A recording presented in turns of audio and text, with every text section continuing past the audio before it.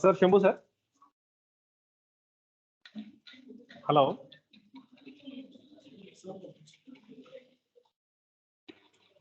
Sir, Shambhu sir. Mute yourself.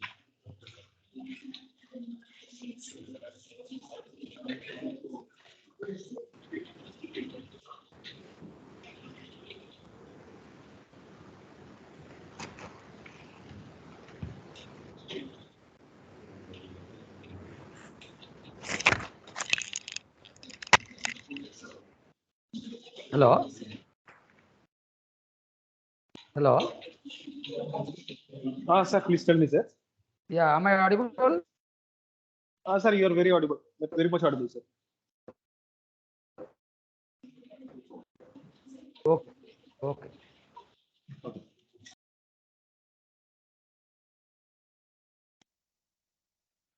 This is 5-day workshop on the art of patenting and drafting organized by the Department of EC, Vanderbilt Institute of Technology and Science, Andhra Pradesh.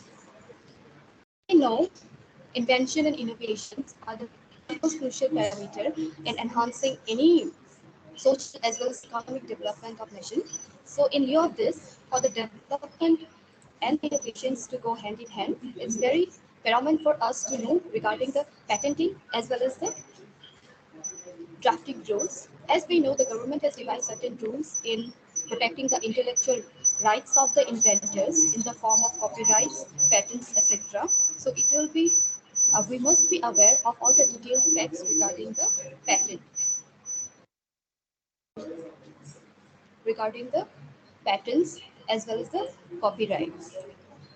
Now, this particular workshop will consist of 10 sessions for 5 days, which at each day there will be a session for 2 sessions, which will start from, first session will be from 10 to 12 and the second session will be from 2 to 4. In this particular workshop, we are very obliged to welcome our keynote speakers, where we will get an opportunity to learn the detailed facts regarding patenting and drafting. Now, I request Dr. Sindhu Tanka sir, the convener of this workshop, to kindly share a few words and take a formal startup of the workshop. Hand over to you, sir. Thank you, madam, for giving this beautiful welcome to the event. On the behalf of all the conveners, I request I welcome HOD sir, our VP sir, and all the participants present over here to the event. And I like to say that this event is related to the patent drafting. And it will be very helpful because all the resource persons, all our resource person from the eminent institutes and the government officials. So next, next to that, I'll request all the participants please be interactive in this session. So they are here to share that what is the process of filing a patent and what is the importance of it, what is the importance of intellectual properties and all. With this, I like to conclude my small introduction here. Then we'll continue with Smriti ma'am.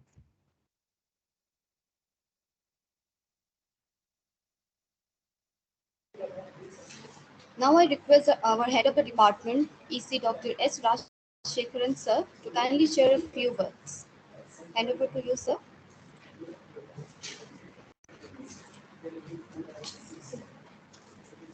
Hello. Can I be audible, sir? Sorry, sir. Can I be audible, sir? Yes, sir. Yes, sir. Yes, sir. Yes, It's sir. audible. Thank you, sir. So, good morning, one and all present. Today, the Department of Electronics and Communication Engineering organizing 5 days workshop on the art of patenting and drafting. We have been conducting many events in our department, but this is the very important and interesting event. Yes, that is the art of patenting and drafting. We have been watching many videos and attending many events to know about patenting. still we have not known the concept behind patenting. Yes, many things are there to know and understand. To study and know the concept in detail, today we are conducting this event with eminent scholars. All the resource persons are from the Intellectual Property Rights Office only. Because of our resource persons profile, we have got many participants from outside. Our students and faculty members are doing projects and publishing papers in conference and journals. All these are having novelty.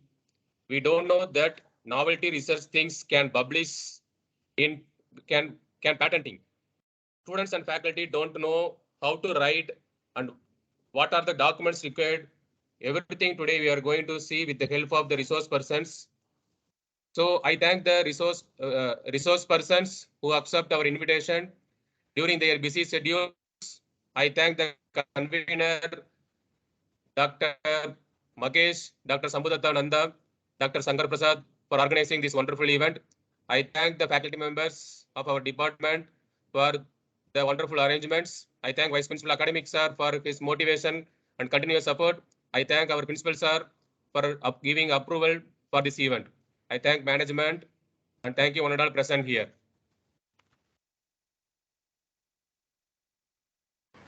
Thank you, sir. Now I request our Honorable Vice Principal, sir, Dr. Ramanathan, sir, to kindly share a few words and enlighten us with his words. Hand over to you, sir. Yeah, thank you, madam. Am I audible? Yes, sir. Yeah. Yes, sir.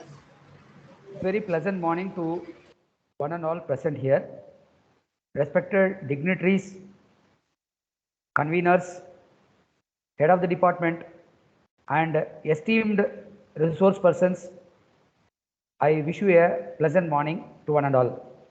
It gives me immense pleasure to be a part of this inaugural event on the 5-day workshop related to art of patenting and drafting. I really feel that it is current need of the day. Our students as well as our faculty members have been constantly working on research domains. But I think many of us are not aware about how to patent our novelty and what are the protocols to be followed to publish patents and file patents. I think it will be a wonderful opportunity for all the internal participants, faculty members, students, and all even external participants to get awareness on patent drafting and patent publishing and patent filing. So good morning. Yeah, good morning, madam. I think all the resource persons are from basically IPR centers and they are related to work on patent office. So they have lot of knowledge and immense they have immense knowledge on these areas. They will enlighten us with their ideas, and I hope that this event will be useful to all of us. I congratulate the Department of Electronics and Communication Engineering, especially the head of the department, the conveners, Dr. Mahesh, Dr. Sambhudatta Nanda, Dr. Shankar Prasad Bag, for putting hard efforts in making out this event possible today. I request all the audience and the participants to utilize this opportunity and get benefited. Thank you for providing me an opportunity to address in this forum. Thank you. Thank you so much, sir, for your kind inspiration. Now we are very obliged to welcome our first keynote speaker of the session, Ms. T. Sai Meera ma'am, for the first session.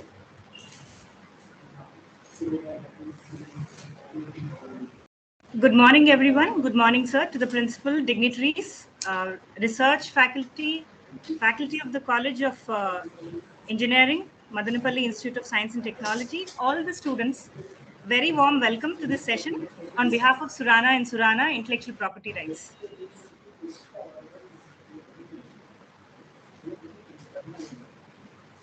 Can we go ahead, ma'am? Yes, Thank you so much, ma'am. Currently, ma'am is a senior associate in and patent agent with Sirana and Sirana International Attorneys, where she deals with invention, disclosure, drafting, filing, and prosecution. Today, she will enlighten us with the relevant ideas in patent specification and patent filing. Now, before handing over to ma'am, I kindly request all the participants to kindly share queries in the chat boxes, which will be responded accordingly at the end of the session. Now, I welcome ma'am to kindly hand over the session. Over to you, ma'am. Yeah, thank you so much. Please allow me to share the screen. Yes, sir. Yes, ma'am, you can start sharing. Yeah.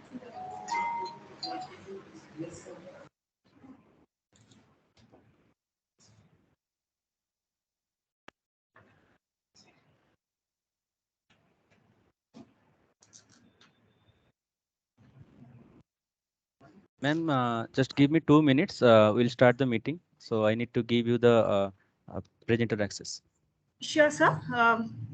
We still have 3 minutes for the schedule to start. I'll wait for your Yes, ma'am. Thank gesture. you. Yeah.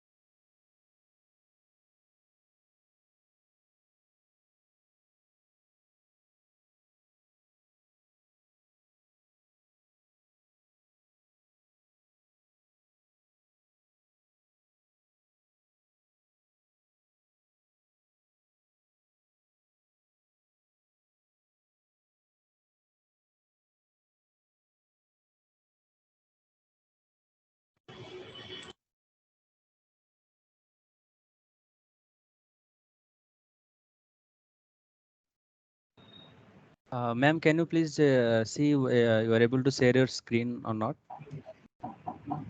Just a moment.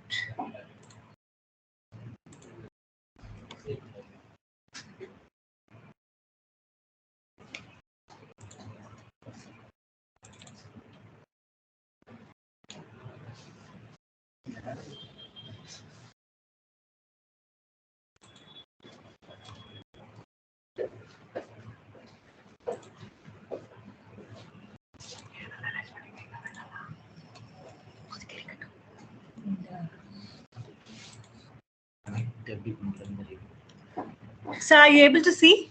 Is everyone able to see the screen? Yes, ma'am. Yeah, it's visible. Yeah. Whenever you say we can go ahead, we'll go ahead, sir. Ma'am, we can start. All the participants have joined already. I think we can great. start. Yeah. Yeah. Idea is to have the question and answer session towards the end. I think that would be better.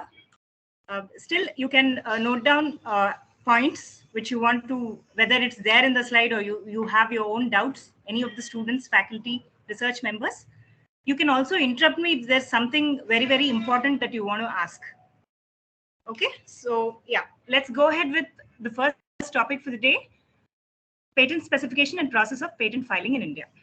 Am I audible to everyone? Can I go ahead with this pitch? Yes, ma'am, you can go. Thank you. Yeah. So, so before we go to patent, we have to understand that patent comes under the classification of intellectual property. So why do we call it intellectual property? To deal with, because its genesis in the mind and it deals with intellectual property or the intellect of humans. So most of you must be aware that there are different types of intellectual property. Like if you can see this little figure, what we generally come across and see, because you are in the Institute of Technology, you know what an invention is. For all the people in the consumer field or whatever products we buy, we know brand names, we know Whirlpool, we know Epson, we know Samsung. So brand names, logos come under trademark. You have movies, copyright, you know, a lot of copyright disputes going on. So anything to do with literary or art crafts comes under movies, and your content on websites, and there's trade secret. So the very famous trade secret which the world is unable to break the jinx is Coca-Cola. So that comes under trade secret. So we all have been living within amidst as the intellectual property arena, but we did not know which is an invention, which is a patent, which is a trademark, and what is protected by what. So our focus will be on patent. So IP is protected by patents, copyrights, trademarks, trade secrets. What is the, why do you even protect an intellectual property? I mean, why do you want to file a patent, or why are we filing patents for people?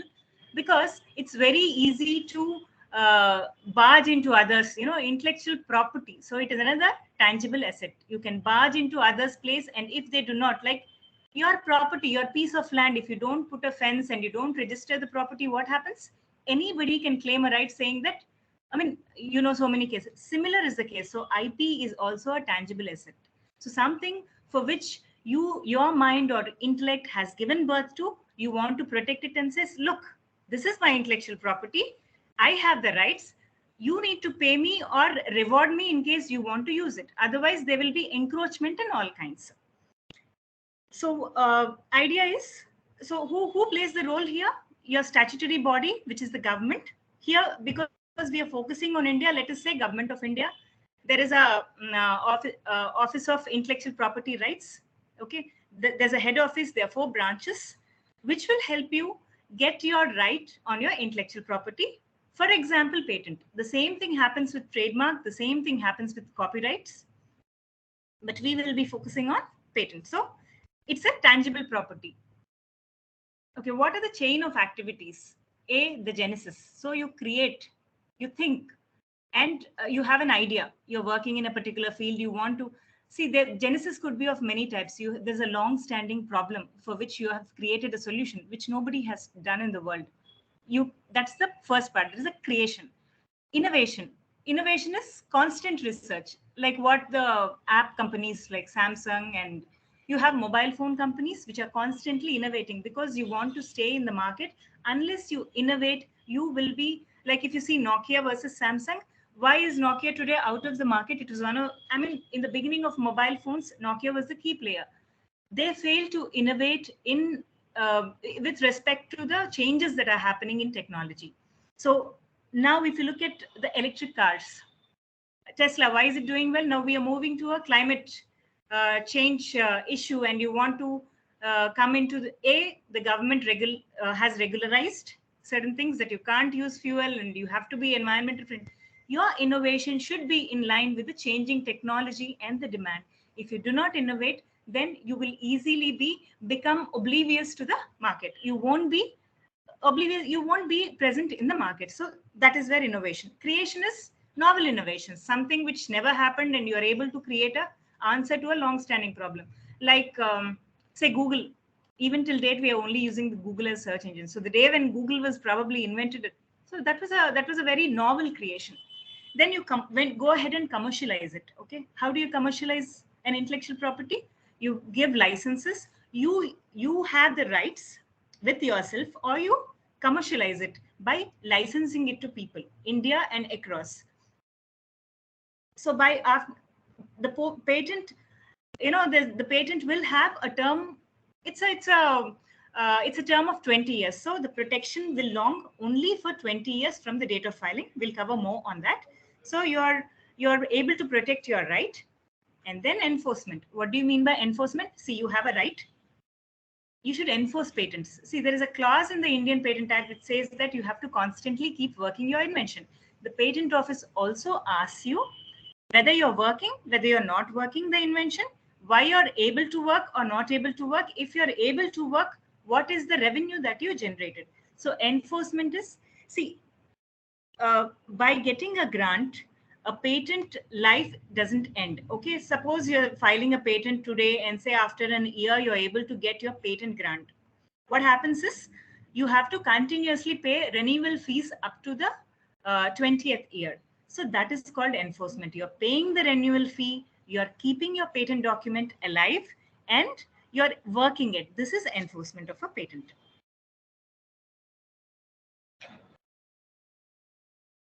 So every intellectual property is governed by statutory bodies, statutory acts. There is an act there's a law which governs each of these intellectual property. For example, trademark, the Trademark Act of 1999, as you can see in the slide, Patent Act of 1970. So timely it will be amended. What is an amendment? To be in line with the current scenario, you make certain changes to the Patent Act. You bring in. I will cover this amendment. One important amendment happened last year. So in the Act, you make a certain change so that you are able to fend for the current demand in the market. Like Indian Patent Act got amended last year to help educational institutions file more patents. There was the statistics which still says that US, China, Europe file the most number of patents and India is lagging behind. So the government of India wants to encourage innovation, make it more economical so that most of you all are able to file a patent with the patent office. So there was an important amendment that happened that made that has lessened the fee by 80% to educational institutions. So Act will govern this. Amendments will happen to bring in certain changes to help encourage innovation, encourage patent filing so that we are on par with most of the countries in the world. There are other acts, the Designs Act of 2000, Geographical Indications Act of 1999, the Plant Varieties Act. All these acts that you are seeing here in this display are related to intellectual property. Let's come to the patent document. Okay, what kind of a right is a patent right? It's not a right which says in wording, which says, oh, you have a patent. Say, for example, someone like Mahesh sir has a patent. Mahesh, you can do this, you can do that, you can buy, sell, import. No, it doesn't say. It says, Dr. Mahesh, you can prevent others. You can't exercise your right. It's only in wording saying that you can prevent anybody else from using your invention without your consent or if without your knowledge. And what do we mean by consent? By consent, we mean a license agreement, or you're assigning the right lawfully. You will have a proper stamp paper in which you will give the assignment deed. Then you have to register with the patent office. And that is when you are giving a consent to someone to sell. So it's a negative right. So it's a very important thing because it's not like it's giving you a right. It is preventing others from infringing your right. Quid pro quo. That is, this right is conditional. It's not a absolute right. So a patentee is one on whom the patent is registered. So patentee has to disclose sufficient information. If you can see here, a limited monopoly right. And the government or the patent office is giving you limited monopoly. Why limited monopoly? It is present or it is active only for a period of 20 years. And it is given only for, it's a trade-off. You give the full disclosure to the public about your working of invention. Then the patent office gives you this limited monopoly right for 20 years. It is, yes, at the same time, there are sections within the Act which will prevent you from using it or becoming a market monopoly and,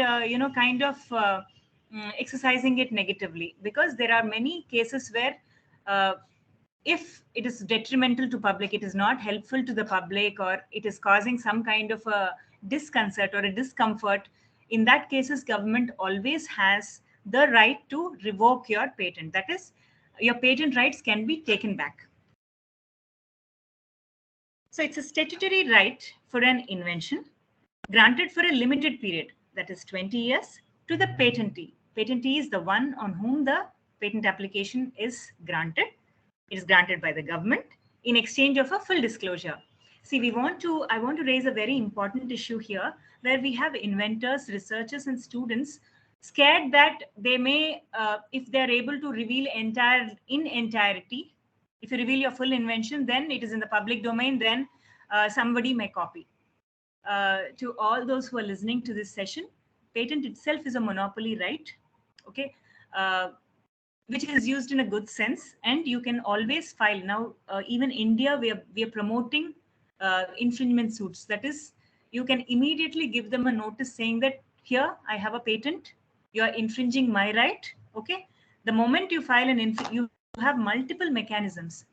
If someone has a wrong patent, you can oppose. If someone is infringing your rights, I think part 2 of this session will cover infringement in detail. So by not disclosing the key aspect, see here, when we say full disclosure to public, the objective of the patent is 20 years, you take the benefit, you take the revenue. Most of the pharma companies, Samsung, the big companies and all, what they're able to do, they patent the technology, they are able to generate the revenue up to 20 years. After 20 years, anybody should be able to exercise this invention, implement it. Then you're not infringed. So the objective is limited monopoly, after which, see, there's also other aspect to patent. Okay, it should encourage innovation. It's not like one person gets 100 years of patent term. So that becomes, you become the king in the market, and that won't encourage. In fact, it will discourage more innovation. So that is the reason you have to disclose, so that after your patent expires, you call it expiry of a patent at the end of 20th year. Once your patent expires, you are spreading the knowledge, you are disseminating it into the society for people who want to use it to be able to use it. Then it's a negative right. The third important point that you see here is territorial. A patent granted in India will be valid only in the territory of India.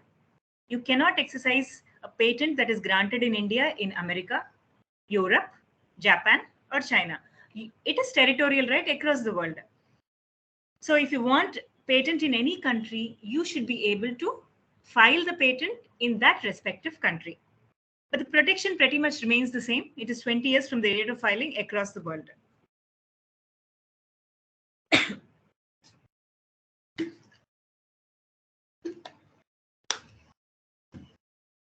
Yeah, sometimes, if you look here in the third point, your patent right, when you are exercising, you may infringe others' rights also. That is where, so what this statement generally means is exercise only that which comes within the scope of your invention. What is scope? We'll discuss when we discuss claims. Scope of the invention is defined by what you have claimed in the patent document.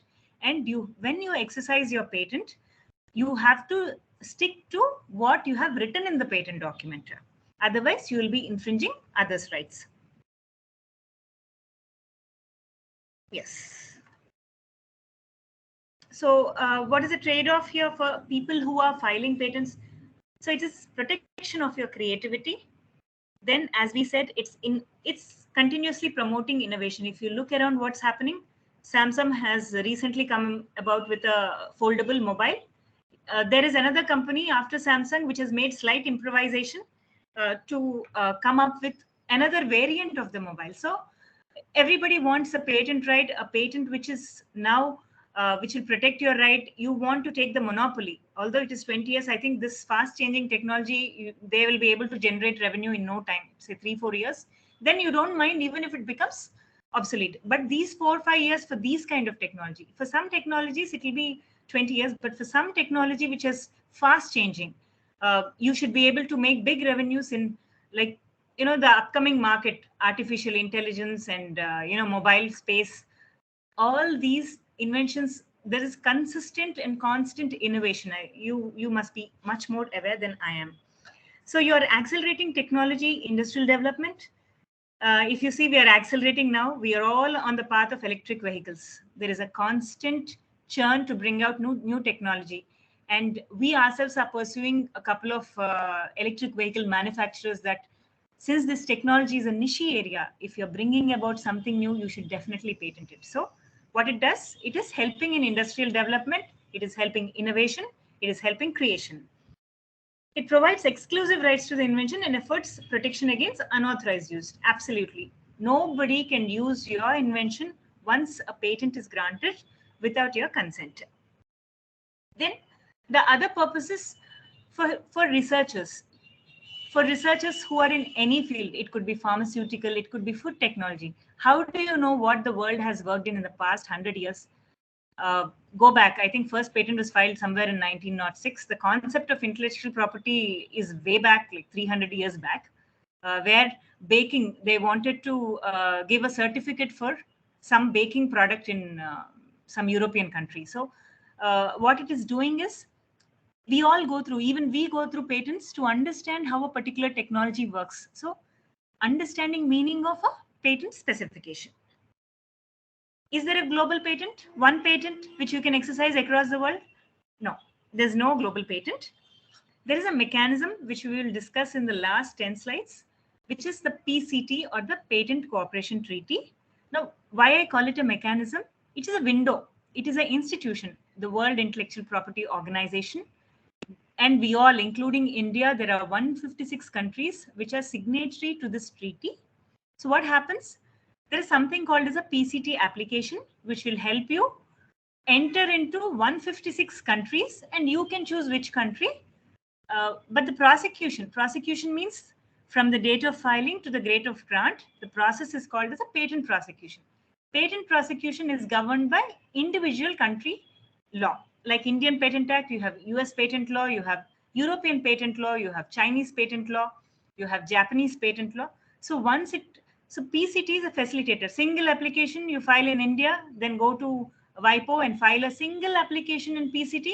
This application will percolate and enter your chosen n number of countries out of the 156 countries across the world.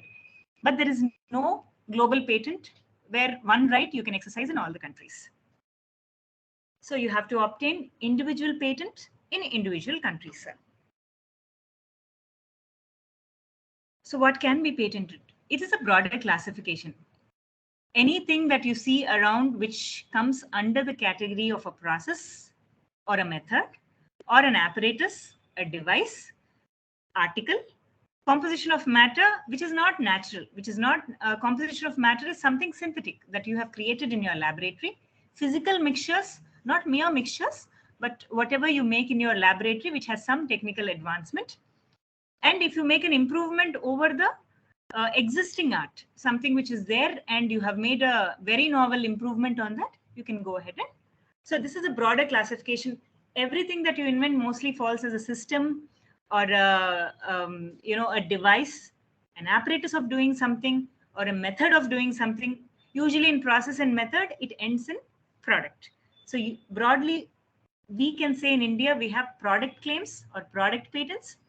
So patent classification itself is only two. One is a product patent and one is a process patent. Yeah, so very important criteria. What gets patented? It should be novel. It should have an inventive step. I'll be discussing this in detail who get confused between what is novelty. Is my invention novel? The other is inventive step. And there's this tricky term, non-obviousness. Okay, so what is non-obvious or what is inventive? And it should be industrially applicable. Let us cover industrial application because most of the inventions don't get an objection under this criteria. What do I mean by saying objection?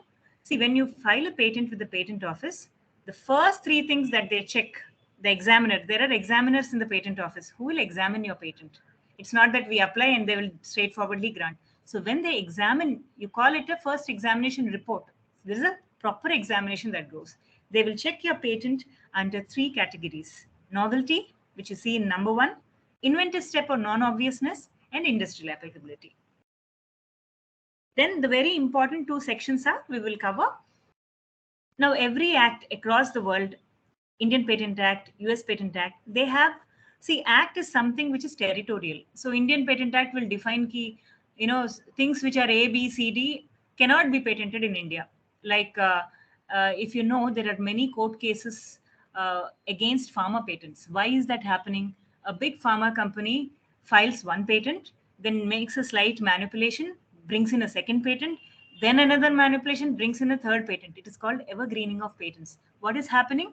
A drug that could be sold, a tablet that can be sold for 8,000 for treating liver cancer by an Indian company will be sold for $1.5 lakh or something more, much more beyond that. Companies like Abbott, companies like all the big pharma companies out there. So this section 3 that you see here, non-patentable inventions, has very important clauses which says, look, if your invention falls in this and there is public prejudice, it is contrary to law, or it does not help the public, it is something very detrimental. Such inventions, there is a category from A to P. So all the inventions that fall in this category cannot be patented in India. You all have to look into your invention and check. If you know, well and good. If you do not know, you should check with attorneys like us whether your invention falls within the non-patentable category before proceeding for a number of years on research. Okay, then you shouldn't realize that it falls in one of these categories. Anything under atomic energy in India cannot be patented. So that's the significance of Section 4. Anything to do with atomic energy, all your uranium, plutonium based, you cannot patent either a product or a process. Let's see what novelty is. Novelty means new. When you say new, it's very important for you all because any publication, even anything in public domain, it could be a small pamphlet, it could be something written in a newspaper somewhere in China. Even if it's written in Antarctica, it will become your prior art. So anything that is in public, these days, many of them unknowingly are putting up their inventions on YouTube. Okay, working of inventions on YouTube. Or you take what do you call pride in showcasing your invention on YouTube or even WhatsApp. If it's a very small group of researchers, like 3 or 4 within your laboratory, then it is not a problem. But if you're putting it up there in any of the platforms or any of the websites, even if your college website, you're putting it in public domain. So you have to be very careful before doing that. So our recommendation is you will lose novelty. I'll tell you there's a case here. Let me finish what novelty is. Just remember, it has to be new. When you mean new, anything in public domain, YouTube, any website, any paper publication, any conference, if you have given a paper, all this will destruct your novelty. Okay. So your own invention, if you're displaying in public, may stand as a prior art for you, and it'll become an obstacle for you to get a patent grant. So all information known publicly before the filing date. So first thing that you should do is, when you have created an invention, file a provisional specification, seal your date, then you go ahead and display it publicly. Put it in your website only after filing at least a provisional. We will discuss what a provisional application is. So any printed publication, researchers, some of them make very costly mistakes. I have a case with me where just a few months back, he published the invention in a research article in 2007, came to Surana and Surana in 2019 after the paper got published. We tried to see if we can file a patent and can defend with the controller that, see, look, the same inventor unknowingly has filed the patent, the invention as a publication. So it's the same inventor. Why don't you grant him a patent right? It was refused based on novelty, saying that you have already published it in an article in 2007. There is no novelty to this. So your invention, if it's published elsewhere, will become prior art and the novelty will be disrupted. So here, excuse me. Yeah, so theses and dissertations. Don't put up your theses and dissertations on websites and in downloadable format unless you are filing a provisional specification at least. Good if your thesis, mostly thesis comes only at the end of your work. We strongly recommend you to file a patent application, then go ahead with your thesis publication, or if you're putting up anywhere. Public display or publication. This is what this is very important for each one of you, because what happens? Suppose you accidentally published it somewhere, okay? Or see, the awareness on IPR is just spreading, especially patent. So unknowingly you have published it somewhere. What should you do? You have a grace period of 12 months. That is, today you have published it. You have 12 months grace period in India. Not all countries promote it. I think US has grace period of earlier it was 6 months. Now probably it is 12 months. Europe doesn't have this grace period. So if you have published it accidentally, you can never get a European patent.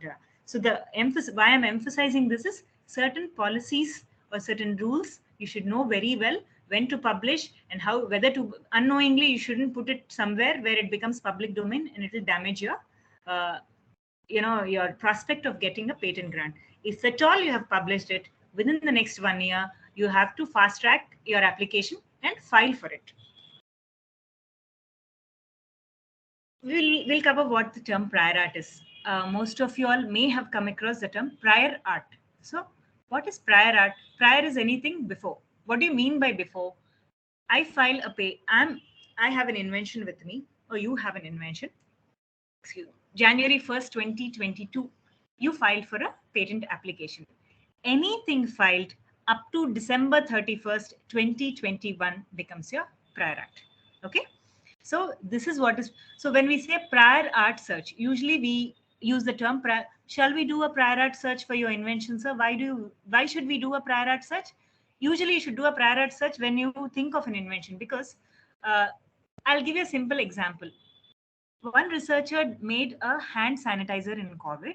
Okay. She used a antimicrobial extract from Azadirachta indica, that is our very household neem leaves. She added some lemon and she added some turmeric to it, and she came out with a fantastic hand sanitizer, okay, which is simple, cheap, long lasting. But she was not aware that there are hundreds of sanitizers in the market. So whatever is in the market for sale is also your prior art, or it'll destroy your novelty. It's a product. So there's so many articles written on the use of antimicrobial properties of Azadirachta indica, which is neem leaves. Any extract from neem leaf, bark, stem, pod.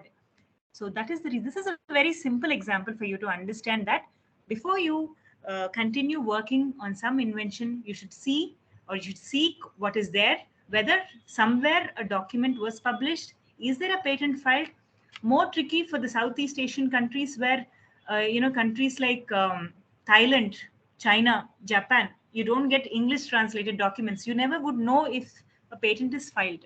So that is prior art. You should be able to do a prior art search before you go ahead. Some researchers are confident that there's no invention, in their domain in the market, but we generally do a prior art search because we cover the entire worldwide databases. So anything that is in printed publication becomes prior art. Okay, so you have to see that, as I said, if January 1st you're targeting filing of a patent application, you should see that until December 31st, nobody has filed a similar patent application in the world. Yeah, so I just gave a simple example. If you're able to make a tire rubber twice as long lasting by slightly changing the chemical composition. See, also when you study prior art, see, patenting is a strategy. What happens is you have done some research, then we'll do a prior art search and we will strategize and tell you ki this aspect is there in the prior art. So you can make a small little change. So this is what a particular inventor did. He tried to work on the stability and the longevity of a particular tire rubber. Then you can go ahead and file the improvement, because you will see that after novelty, when we go to inventive step is all about technical advancement. All you need to prove to the patent office is technical advancement or a long lasting problem in the industry that you have solved. Yeah. So what is obvious? Obvious is, see, non-obviousness arises from obvious. A very simple example I'll give you. You have a fan. We have people coming with, the engine cooling fans. You'll have a fan, you'll have a blade. Then there will be a circumferential circle, which will help you, propel and give you air in a particular direction. So this particular invention has 7 blades. So if I ask you a question to all your students and faculty, okay, this man has 7 blades. Let me make an invention with 10 blades. Then I'm sure each one of you will say, anybody who made 7 blades can as well make 10 blades. This is obviousness. So something that you have done is, or suppose, say another example, you have made a tire composition with rubber A, rubber B, and rubber C. You have used 20 grams, 30 grams, and 40 grams. Then I'll say, no, I have used 50 grams, 60 grams, and 70 grams. So I also deserve a patent. This is obviousness. Anything that is obvious to a person skilled in art. Who is skilled in art? Who belongs to your field. So something, see, a fan that has 7 blades can as well be made with 10 blades. This is obviousness. So what does the examiner see? You have done this. 7 blades, I have already granted a patent to X party. Now we are filing a 10-bladed patent. It is obvious. So because it is obvious, it lacks technical advancement. Because it lacks technical advancement, there is no inventive step. So inventive step and non-obviousness are used synonymously. So it's what is non-obviousness? That means what? Your invention should be non-obvious. Okay, it should not be. I mean, someone should not be able to anticipate or expect. Ila kuda cheyachu. This is how this way also it can be done. Okay, so non-obviousness is defined as sufficient difference from what has been used or described before that person having ordinary skill in area of technology. So let us keep all these technical terms aside. Your invention should be non-obvious. Someone in the field of electronics or electrical, another person in electrical should not be able to say, yeah, this is like this. So this can also be done like that. Okay, so it shouldn't be anticipated. You should not be able to see and say, okay, yeah, this also can be done. That difference you should be able to bring about in your invention. So according to Indian patent law, inventive step means technical advancement. Sometimes invention can also have economical significance. You have an equipment which is 1 lakh rupees. Okay, we had, I'll tell you another example here, how the patent office considers. There was a tractor. What happened was this tractor had a certain wheel arrangement. Okay, so what happens when these crawlers, I think it's called a crawler. So when this crawler crawls in mud, the crawlers become wet and it affects the engine. Engine also takes a dip and there is efficiency lag, because of which every 3rd month, both the engine has to be changed and the crawler had to be changed. So this was a problem in the prior art. What do you mean by prior art? All the tractors that were there with the crawler type of tractors in the market. So this inventor, a very famous,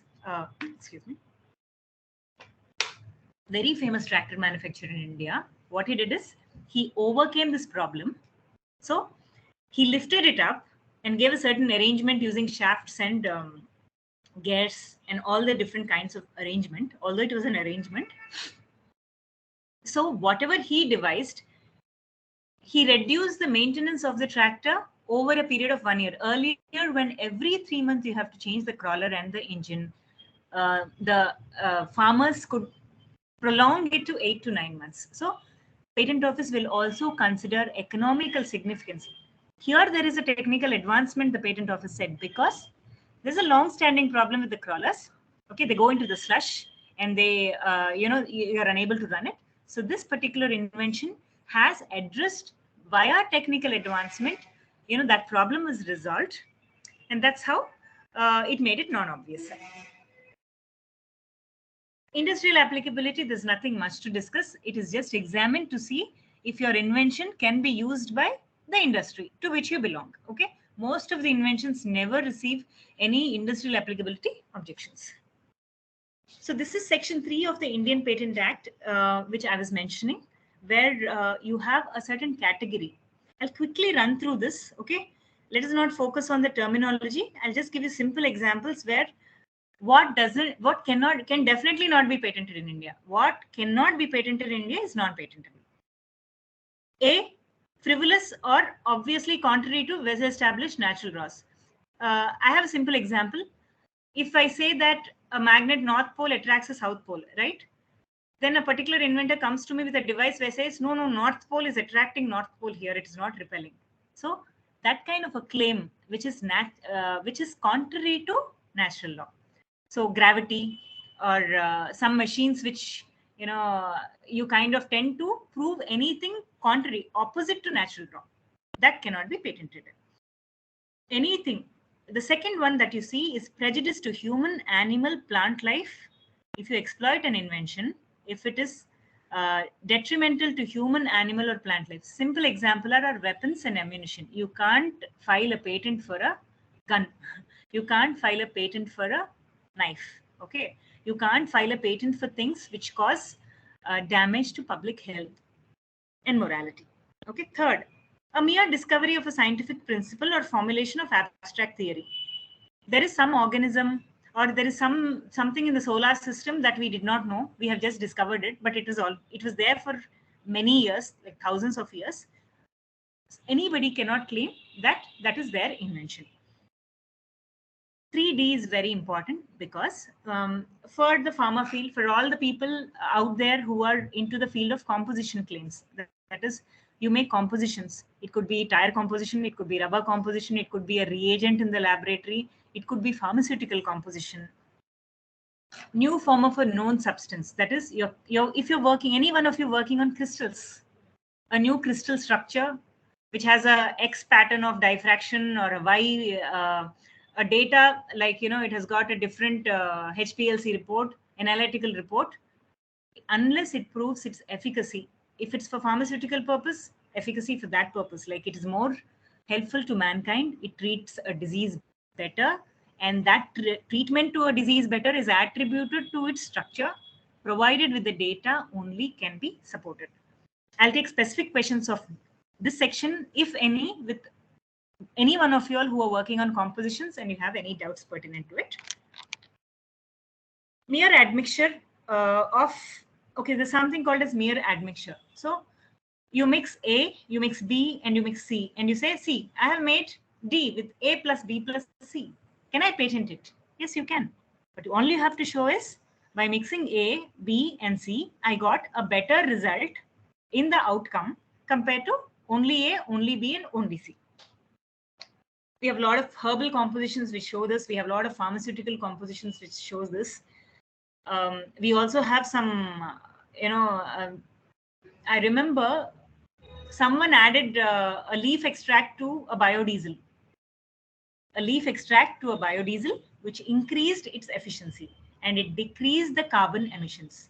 So you're just taking a particular plant extract, say XML, and adding it through an already existing diesel. So your invention lies in the concept of addition of this extract from the leaf to the diesel to be able to increase its efficiency, reduce the carbon emission. So it is meeting a novelty inventive step especially. So its inventive step only lies in addition of the extract of the leaf to biodiesel.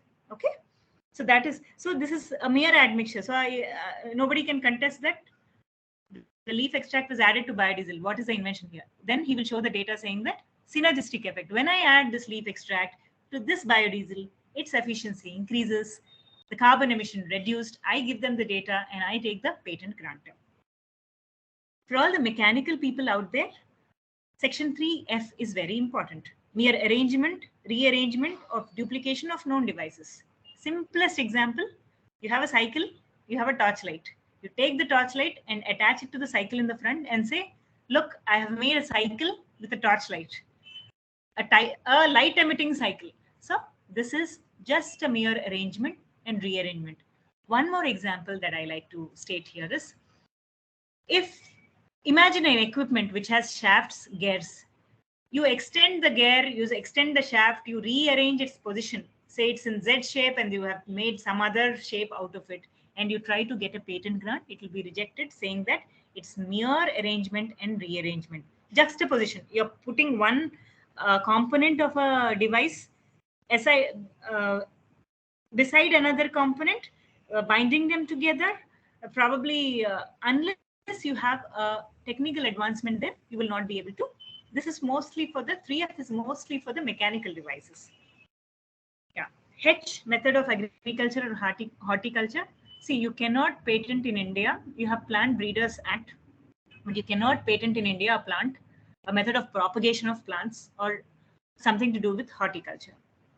3I is important because 3I will tell you that you can patent a medical device. Okay, any one of you who is making into instrumentation, you can patent the device, but the method of treating eye, the method of treatment of cancer, one example here that I'd like to, we have patents filed for retinal image optimization or retinal image extraction. So you file, there are strategies in which you can overcome or obviate these objections. That is case by case basis.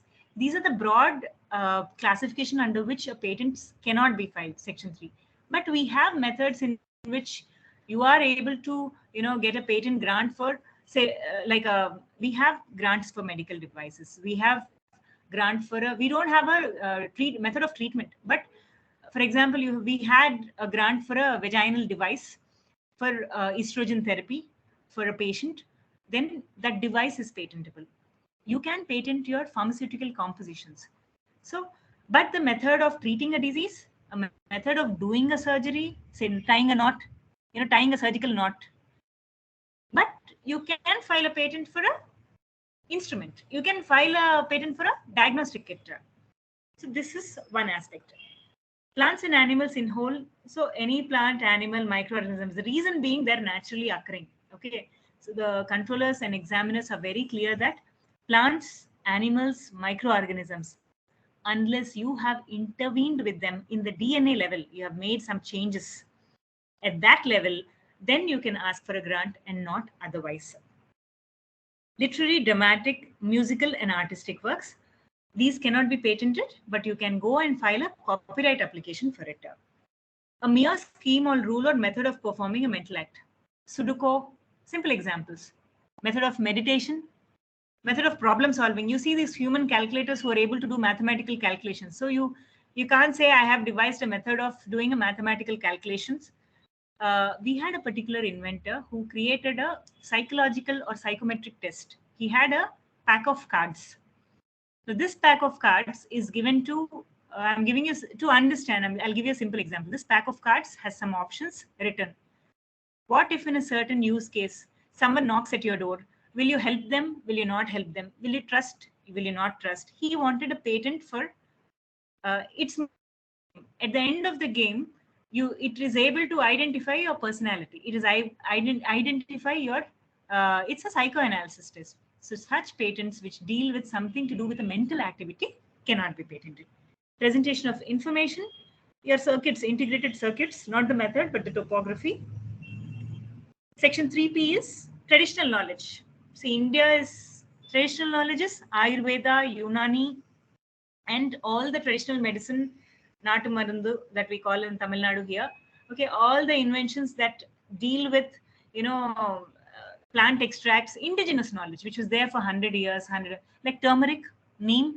You can never get a patent for turmeric, neem, and all these plant extracts for arthritis, plant extracts for a particular, eczema, or any of the, anything to do with plant extract, which is a traditional knowledge. India has a lot of traditional knowledge. So this traditional knowledge clause is specific to Indian Patent Act. It is not there across the world because we are so rich in our traditional medicine. Yeah, so we have covered novelty, inventive step, and industrial applicability. This is very, very important criteria we have covered. Now I would want to show the general patent document because our topic is patent specification. You should know, you should not get overwhelmed by a patent document. It is actually quite simple to understand. So I'll quickly run you through. If you can see the slide, this is a US patent document. Some of you who are following technology news, you must have heard of this foldable Samsung phone. There are so many patents that Samsung has filed this year. 2022 only, they have filed almost 8 to 10 patents. So I just thought, why not keep in track with the latest in the technology? So this is actually, a Samsung patent for see, he didn't name it as a mobile phone. Okay, so patent is always written like that. There are two ways why it is written. Foldable electronic device. Why should I think the electronic device is mobile phone? This is called as the broad. See, when a patentee should have to, I'll tell you the inside story. If I write a foldable mobile phone, it's very easy to track. Okay, so it is one strategy to see that people don't infringe upon your patent, or you want to keep it a trade secret. You will get the patent, but you make it difficult for others to easily find it out. So there's also that. So most of the Samsung's patent will be foldable device, foldable electronic device with an interface, something like that. So if you can see section 54, if I'm able to show you here, there's a title. Then 71 is the applicant. What is the difference between applicant and inventor? Let us take your college example. People who are in research in the department who work in the dry or the wet lab to create the invention are the inventors. If an IIT or Madanapalli Institute of Technology is providing you the resource for doing that invention, they will be the applicants. So it is a mutual agreement between the inventor, like the students and the faculty, and the institution, which is your Madanapalli Institute of Technology.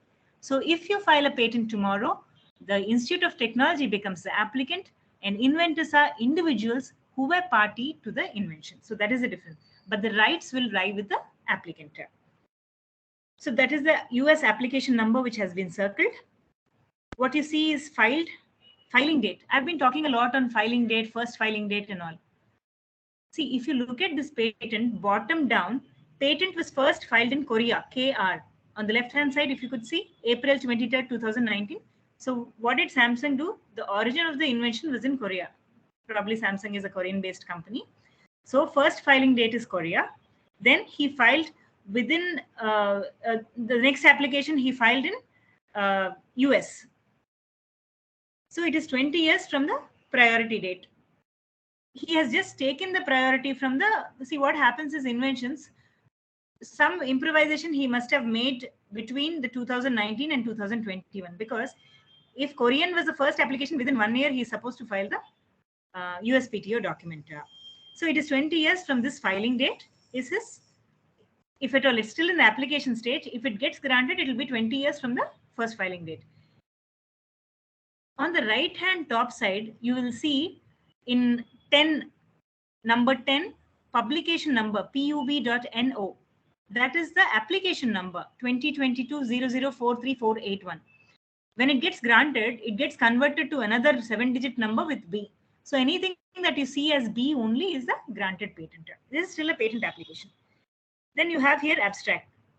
According to various embodiments, an electronic device that includes a hinge, a foldable housing, including a first housing connected to hinge and has a first surface. So this is how you write a patent document. In fact, American patent, US patents are much more complex in writing.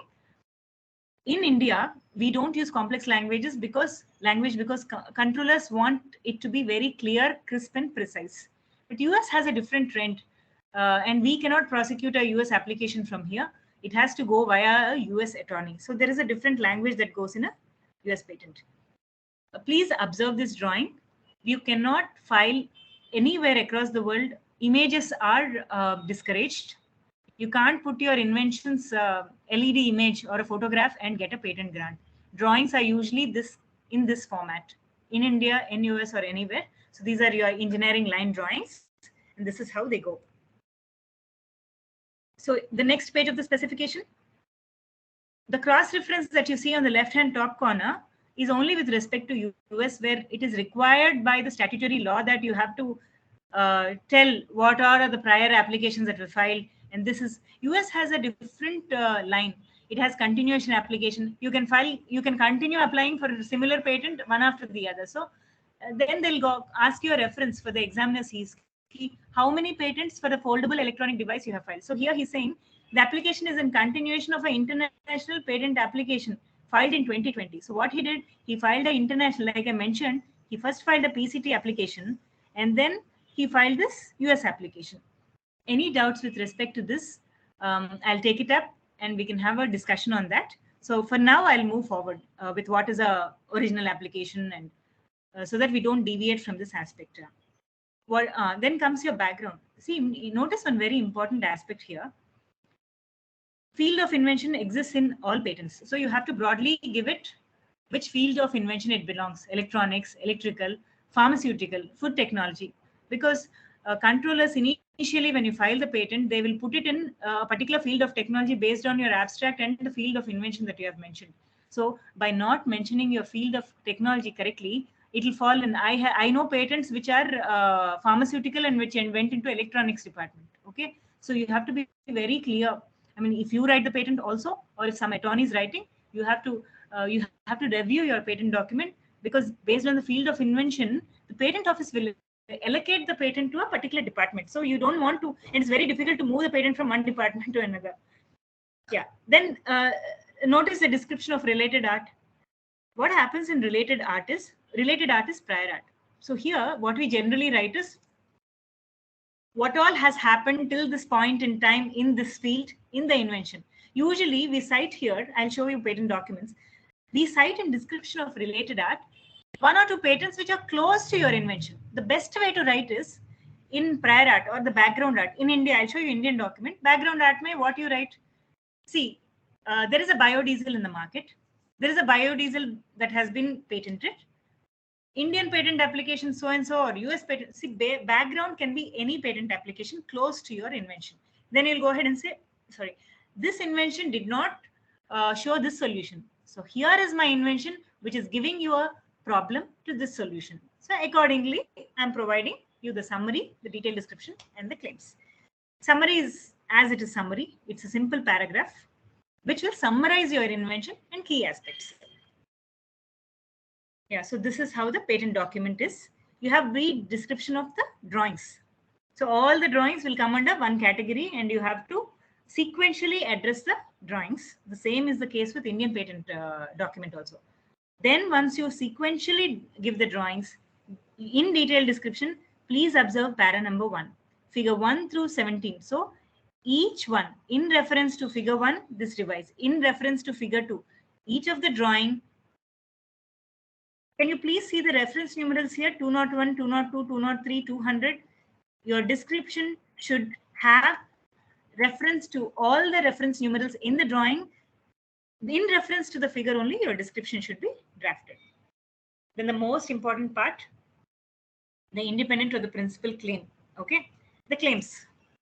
So let us spend some 5 minutes here, because when we are talking about a patent document, your legal right lies not in the description, not in the background, not in the title. Your legal right. If someone is using your invention without your consent, we said he's infringing your patent and you have a right to stop them.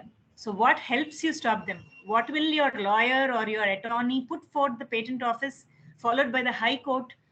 This is the part. So this is your legal part. What you see in this slide is your legal part. So any, that to the first claim. The first claim is the independent claim.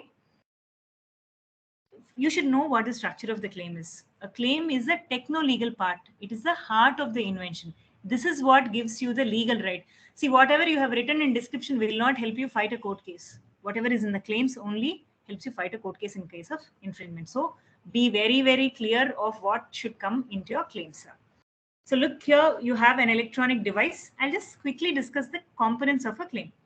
So you have, some of you may be aware, some of you may not be aware. Claims are 2 types. You have a dependent claim, you have an independent claim. Independent claim is, independent claim is what will allow you to defend your invention tomorrow if you're in a legal battle. Okay, and it has this claim will have 3 parts. The statement of the claim. So this is a foldable electronic device. So an electronic device comprising. So claim has a particular structure. We cannot write. See, just for, most of you may be aware, but I want to tell you that if you're drafting your own patent, don't be under the impression that you write a simple paragraph. I have devised an electronic device which can be folded, which has 2 hinges, which has this, which has that. And no, claim has a particular structure. It should be, in fact, if you don't write claim in a particular structure, it will not be granted. So I have seen people who unknowingly, because once you file the patent document, you cannot amend it. You cannot correct it again after learning a lesson. You won't be able to do that. So your first time when you file the first claim itself, it should be properly and precisely written. It should contain your inventive step and technical advancement absolutely in principal claim. What you see is the claim element. So you have they have written a mobile phone like this. Can you see what is written there? A foldable housing. A first housing connecting to a hinge, a second housing connected to the hinge, including a third surface. So he has given interfaces, a flexible display. So least will you understand it's a mobile phone. Okay, a first layer on which a pattern. So there is a particular way in which you should make it challenging for infringers, for people who kind of waiting to infringe your patent. So a claim is written in a particular way. This transition phrase comprising that you see here will connect the statement of the claim with the body of the claim. What is the body of the claim? All the aspects. A first housing connected to this, second housing connected to this, flexible display. These are the claim elements which are part of the body of the claim. So what is a dependent claim? Please look at claim number 2. The electronic device of claim 1. Therein, Now what you're doing, you have introduced a pattern in the top. Okay, if you see a second layer on which a pattern different from the pattern. So some pattern you described in the first claim, which you're now giving much more details. So claim number 2 cannot stand unless claim number 1 is granted. So these we call it as independent dependent claims. So if you see claim number 2 to 15 are dependent claims. Again, you have 16th claim, which is an independent claim. This for every one of you who was part of the seminar, US allows multiple independent claims. India does not do the same. Okay, so there is restriction in every country. So you should know the territorial law.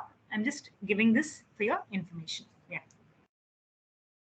Oh, I just wanted to show you the Indian Patent Office website where you can go ahead and search for patent. So you have put a foldable, I have put a foldable electronic device in the title. You have a lot of drop-down menus here. You may want to look for published. What you can see in the top center, the one that is ticked in the blue, is published patents. You can also search for granted patents in the next box, the granted. Okay, so you can use this. You can reach out to me, reach out to Surana and Surana in case of any queries. I'll be providing you the ID towards the end. So this is just for you to understand that you can, any data that you have can be searched through this window. So I've provided one Indian patent document. For example, what gets published in the Indian Patent Office domain, a foldable electronic device and method for displaying information. It is again a Samsung patent. So if you can see here, invention title, publication number, the publication date. We'll see what the publication date is. Application filing date. What is the filing date? The date on which it has been filed, the first filing date. Then this is how the site looks. Each one is a link. So you can download complete specification. You can download. These are different forms that are required. I will not be touching upon forms in this session because I think you have another session which deals with Indian Patent Office filing, fees and forms. So I'll just give you a broader view of, so this, we won't touch upon forms, but this is how the window looks like. Each one of this is downloadable. You should be able to download it and see complete specification is the final document. If you click on complete specification, it will give you the document which you can read as a PDF file. See, this is the PDF. So you have a form 2 where you have to definitely give it a title, foldable electronic device and method. So as we discussed, either it's a device or an apparatus or a process or a method. Then you have the applicant name, nationality, their address of service. Then you have a complete specification. These are all according to the Act. Look at page number 2, that is title of the invention, technical field. So they have disclosed it as a, I have a different way of writing the technical field. It should have been just written as a field of electronics first. Nonetheless, this should be good. Then you have background art. See, very interestingly, he has given technical problem and solution to the problem. So this will help you get your grant better. So there is a technical problem. What he's saying, the above information is presented as background. Okay. Conventional, please look at para number 4. Conventional foldable electronic device lacks many functions for providing convenience to the users based on the folded state. For example, the conventional foldable electronic device includes a main display and a sub-display, but functions for controlling the main and the sub-display based on the folding. So when you fold it, you are not able to, we are not able to control the display in folded state. So this is what is the problem in the prior art. And here Samsung is coming with a solution to the problem. Then they have given a best mode for carrying out the invention. They may be, this is for inventions where US demands it, since this is an international application. India also writes that the best method of disclosure, but they are not very stringent. You can stick to one method. If there are more than one methods, you can emphasize on the best method. So this is the Indian claim. It starts with I claim if you're an individual. If it's a university, it is we claim. Okay, multiple people. Electronic device structure is pretty much the same. So I'll move forward with it. Please excuse me. Anatomy of a patent. I think we have covered this. Abstract, which is a short summary.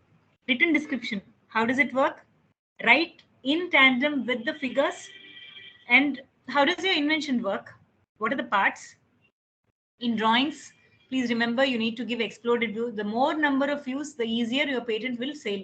Otherwise, you'll keep getting objections that drawing is not proper, drawing is not clear, exploded view is not there, a particular view is not there, the controller is unable to understand. So you don't hold back information. Patent itself is a right. So please don't hold back your information.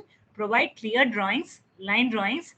It's our job to do the labeling and file for your patent documents. But in case even if you're drawing, at the end of this session, you should know the basic aspects that you need to get a smooth sailing patent grant. Okay. Then the claims. Yeah.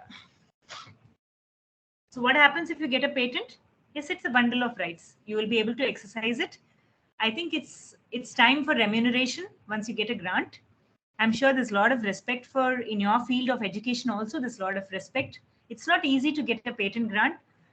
Rules are very stringent unless there is true innovation. So by getting a patent than a publication, there's a lot of respect, because it's definitely not easy. There's a lot of examination that goes on, and there will be a critical review of the prior art before you get a patent. Only true innovations, very rarely it so happens that very ordinary or rudimentary inventions get patented.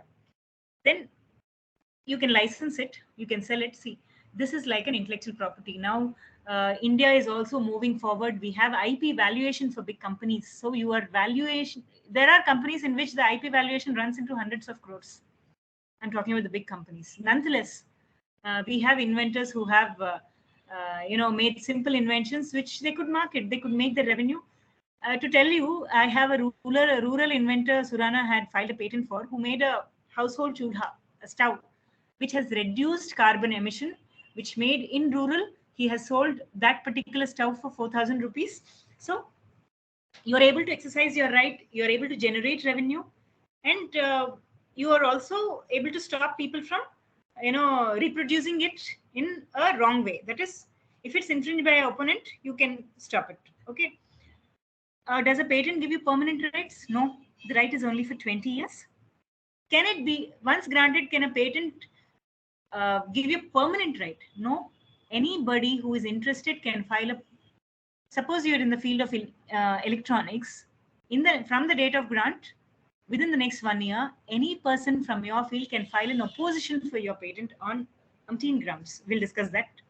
Then even government can revoke your patent for public use. So we had cases during COVID where there's a lot of churning or mulling to use certain patented inventions for the public need. So at that point in time, patent rights can be revoked by the government. So there are exceptions to it, but broadly that doesn't happen. Very important. I have an important case here.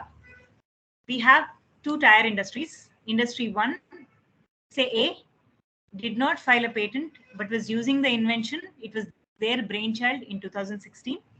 Competitor files a patent in 2018.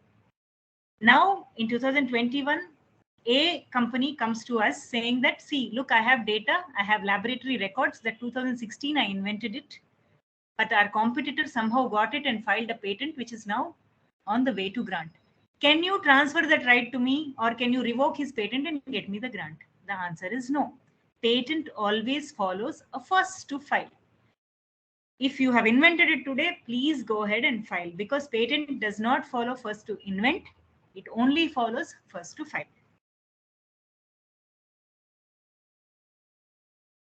Yeah. So what is the application's journey? You have an idea, note it on a piece of paper, whether it is a product, a process. Present that idea, that is, start working in your laboratory. Then you have reached 90% of the work. Work is almost over. Probably your thesis will be over in another 6 months. File a provisional application, draft a paper. Or your work is almost over. You can also file a complete specification. I will discuss what provisional and complete is in a short time.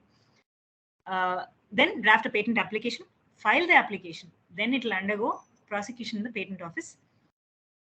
It has 3 stages: examination, hearing, and grant. Then, as I told you earlier, enforcing of a patent happens as and when you pay. There is a fee that every stage incurs. Okay, you can ask me pertinent questions to that. But enforcing of patent is, once it is granted, you pay a renewal fees to keep your patent alive. And if nobody revokes it, okay, and nobody files in opposition to it. We'll quickly run through what is the types of patent applications granted in India. All that we generally file is ordinary patent application. Okay. Like your university, Madanapalli Institute is tomorrow devising. The electronics department comes out with an invention. Then we'll say, sir, file an ordinary application in India. The first application that becomes your ordinary application. What is a conventional application? We'll discuss this in the international arrangements. There is something called as conventional countries. You file an application in India and you only want a patent in America, USPTO. What do? You first file the patent in India. After 12 months, within 12 months, sorry, on or before 12th month deadline, you file the patent application for grant in US. So that is a conventional application. PCT application, what we discussed, there is WIPO, there is a patent cooperation treaty, which most of the countries, 156 countries signed. So WIPO, World Intellectual Property Organization, allows you to file a international patent application. That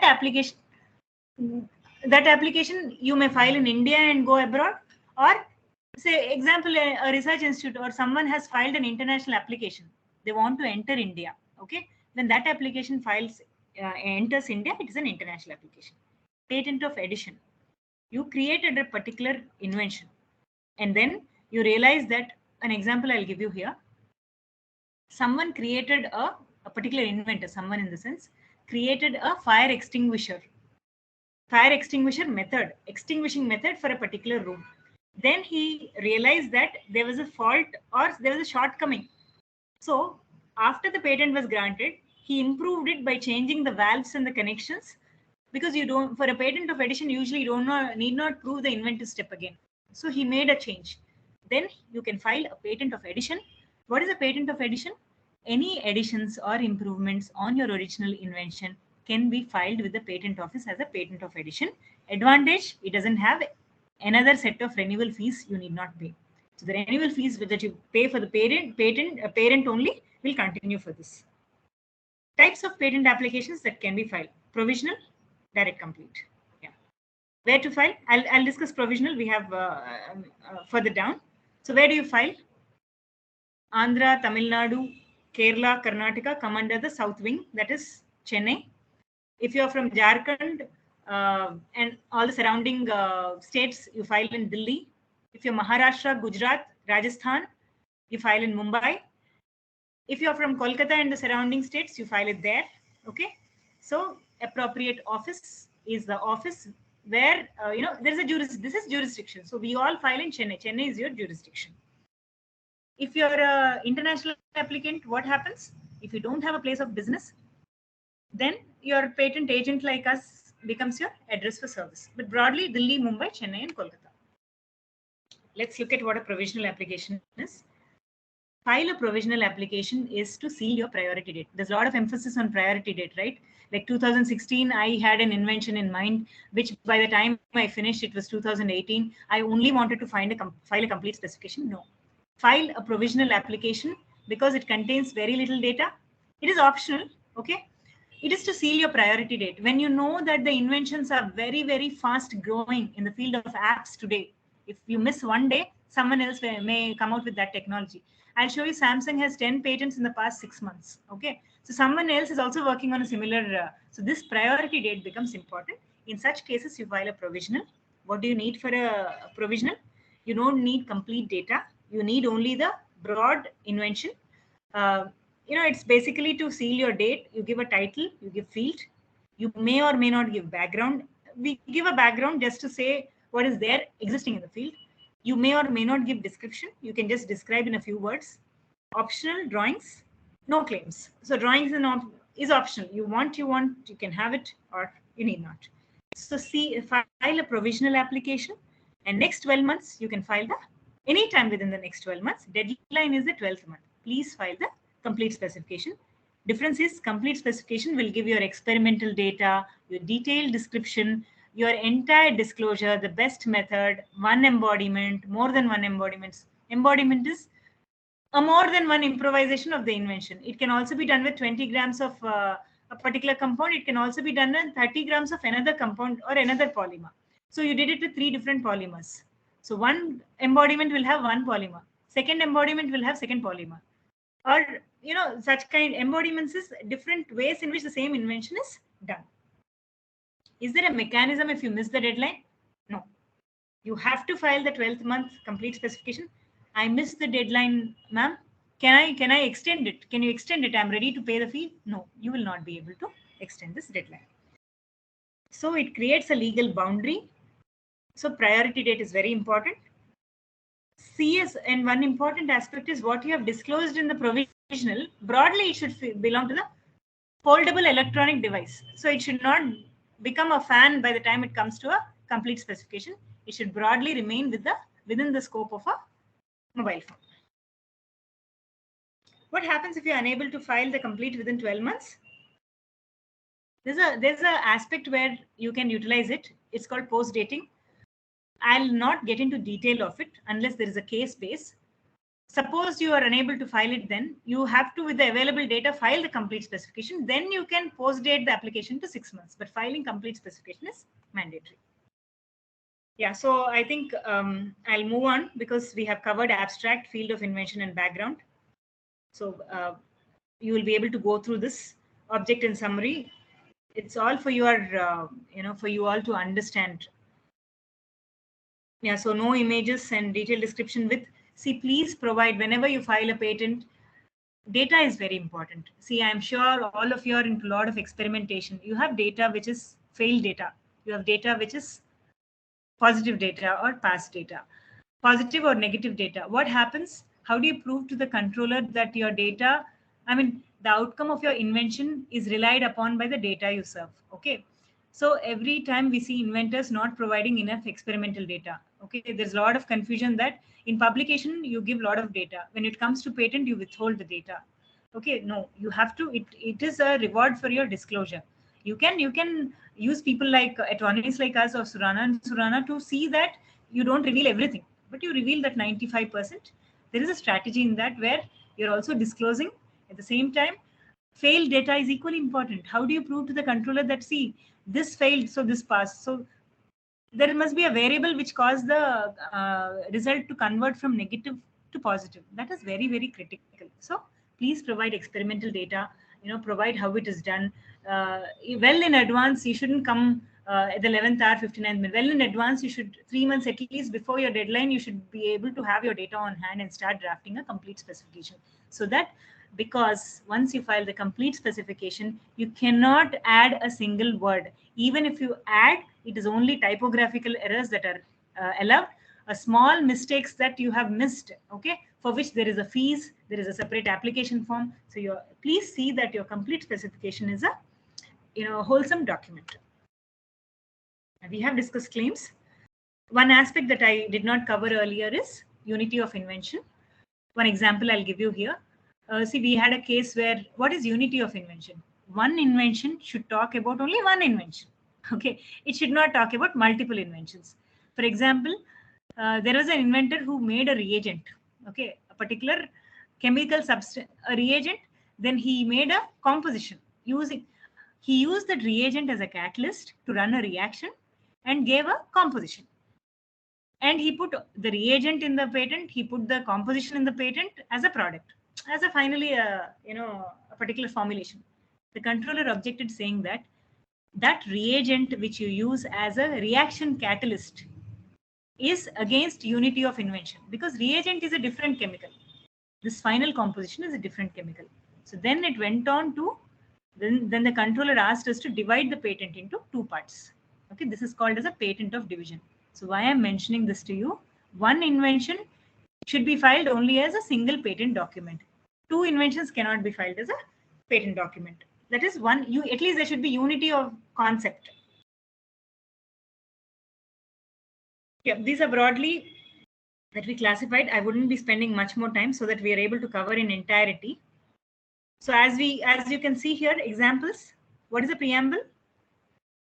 A composition for treating malaria, a non-motorized land vehicle, a device. So broadly, either it is coming as composition or a system, a vehicle, or an apparatus. This is the preamble of the invention. What is the transition phase? comprising, containing, characterized by. If you read patents, I won't get into details of these because there's a reason why each one of the word is used. If you have specific questions, you can ask me on that. Okay, I don't want to confuse people who are not very well versed with the patent claim drafting language. So you should definitely have a preamble, then you will have a transition phrase, then you have the body of the invention. Okay, this is the body of the invention, where if you can see line number 3, characterized in that a protrusion is secured to the handle. Okay, so this man who has devised this says there is a protrusion secured to the handle.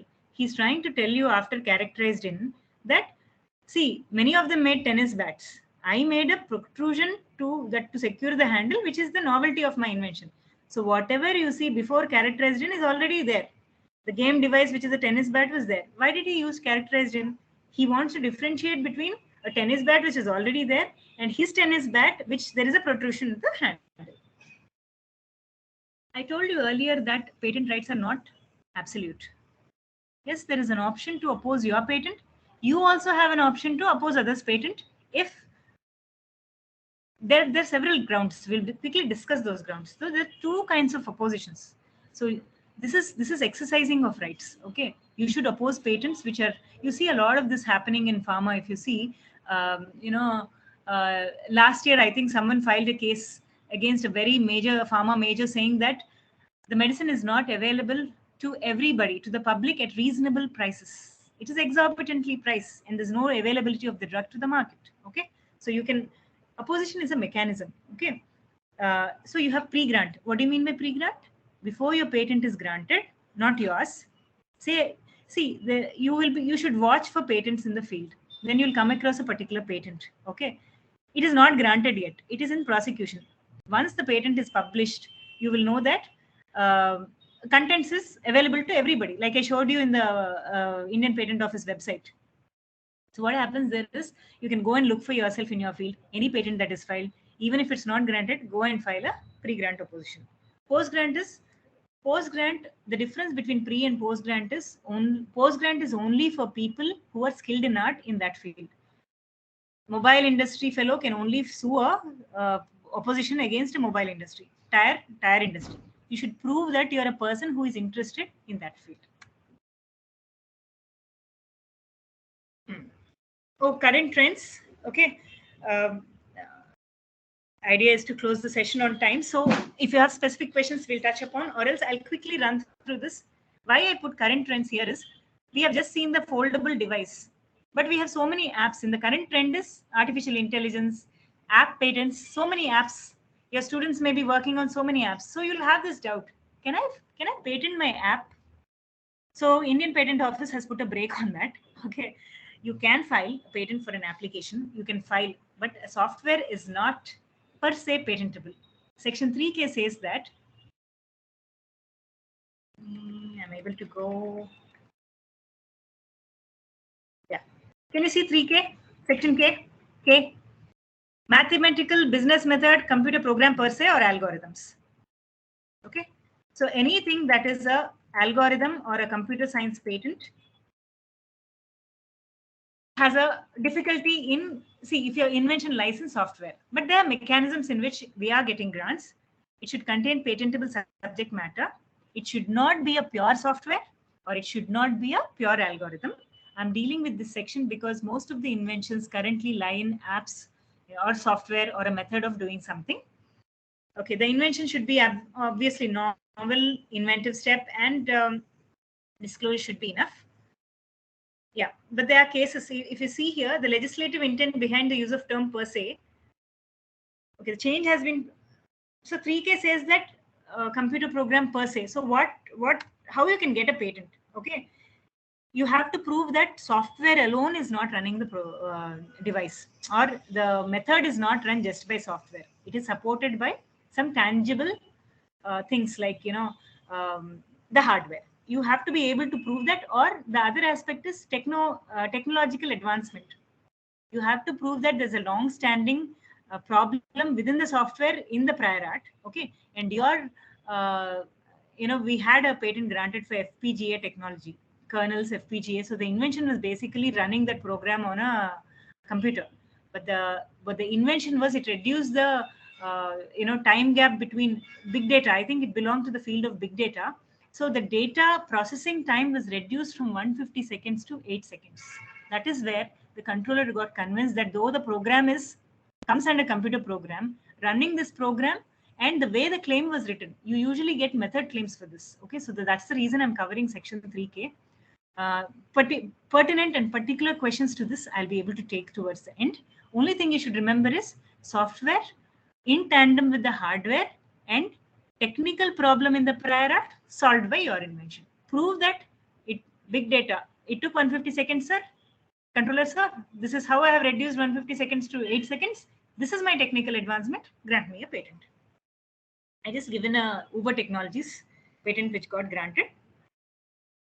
So if you see here, a method of arranging a transport service, method being performed by I just wanted to show you in the field of computer science. See, Uber, we all book Ubers, right? For transporting facility. How do you write that patent? Because it is all program based. I download the app and I call for the vehicle. And how do I prove to the controller that, see, end of the day, these are all look like hypothetical terminology. But how do I prove to the controller? Then you write it in this way, communicating by a network. So you have a network which should be shown. Tangible entity, and over one or more networks. Service application, so API. Executing on a mobile computing device, your mobile phone, of a plurality of users, the driver and the user. Receive transport requests. So this is how each of this, if you sit and read, is either you or me or the driver on the network, server, cloud network or Airtel connection, Wi-Fi. All this is written as a method claim here to get the grant. This is just for you to understand how a software-based app can be written and granted. So this is not it granted. I just wanted to show you see, he has given, this is the first examination. So that patent that you have just seen here, okay, this has undergone the examination in the patent office. And he has objected it under the section 3K. I think the controller is Mrs. Kasturi of Chennai Patent Office. And she said straightforwardly, 1 to 20 prima facie falls within the scope of clause K of section 3. So I just wanted to show you that such kind of patent applications come in the purview of section 3K for the computer science. Okay, but we should be able to defend it. They should be able to defend it and get a grant at least for the method. Yeah, as I told you, you want to oppose someone's patent. What are the grounds? Someone cheated you and got the invention. You two are inventors and he cheated you, filed a patent application without your knowledge, filed for an opposition saying that he wrongfully obtained the patent. Anticipation by we see a lot of patents even for the big companies. Just to see, patent portfolio is also a trend. Samsung filed 10,000 patents. Microsoft filed 8,000 patents. #1 patent filing institution in the country. 500 patents filed this year. But the objective of patent is also true innovation. Anything which is redundant or obsolete should not get a patent grant and monopoly. Okay, so you can say, sir, this is anticipate. Prior art there are many patents. Chala patents ee field lo unnai. Kottaga veelaki patent enduku icharu? Why it is being granted? Question the controller, file an opposition.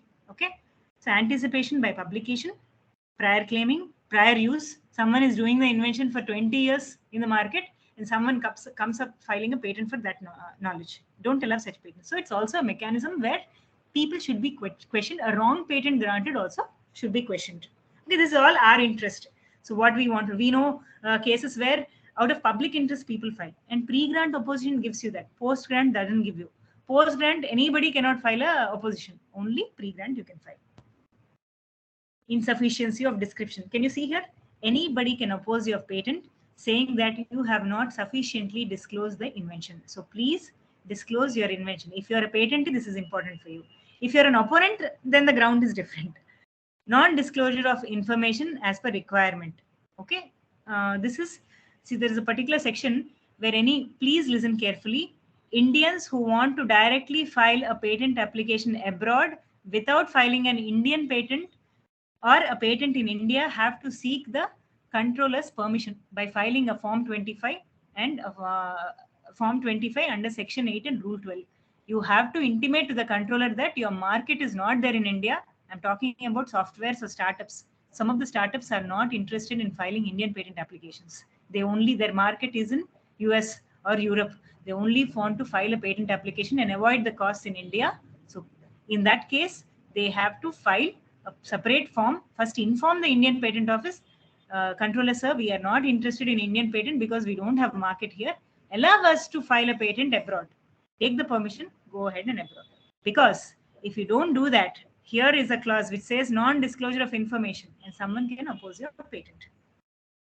So patent application was not filed within 12 months. Okay, Controller's office missed the deadline. They too did not notice, or something, or convention country applications. Sometimes convention, multiple applications in convention countries, dates are confusing. So if the dates are not in line, then you can file an opposition. Non-disclosure or wrong mention of biological material. You have used the country's resource, you have used a particular microorganism, you have used neem tree, you have used fish scale, you have used bark of cinnamon, and you have not disclosed its name, place of origin, whether you took it from Tiruchirappalli, whether you took it from Tirupati, whether you took it from Maharashtra. These details of place of origin of any biological item you use in your invention should be in your application. It is mandatory. Otherwise, your patent can be objected. It's objectionable. And traditional knowledge. If it comes under traditional knowledge, you can oppose patents. So these are the broad grounds. I think infringement will be dealt with in the second session. Okay. So anybody who is infringing your rights, using your product without your knowledge, without your license, you know, so many Chinese products in market. So you can file a infringement suit against them. Simply, I'll touch upon how does infringement suit proceed. You have to file. I'll just touch upon that here. Okay. Acts which are not infringement. I mean, who can use it without infringing your rights? Government will have absolute right. Research exemption. All you researchers, if you're using one equipment for your research purpose only, then you're not infringing anybody's right. I know researchers who bring 10 grams of a particular compound from America or US, import it just for research purpose. Then you are not infringing the patent rights. Suppose you're bringing information or product, tablets, or even a device, like we had a lot of oximeters, a particular oximeters to see how it works. Only one product, it is not infringement. You're not infringing. So this is when you are infringing someone's rights, just exemptions. Okay. Parallel import. You give your patent license to someone and that licensee imports it from somewhere from another licensee. It doesn't come under infringement.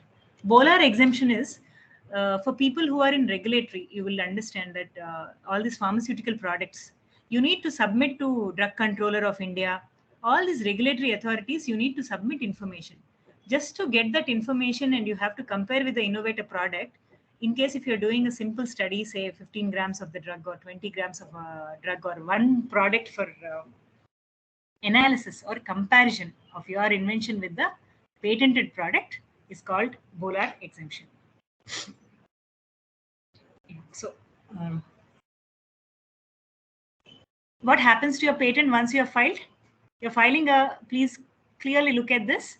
If you file a provisional, within 12 months, you will file the complete, or choose filing a direct complete.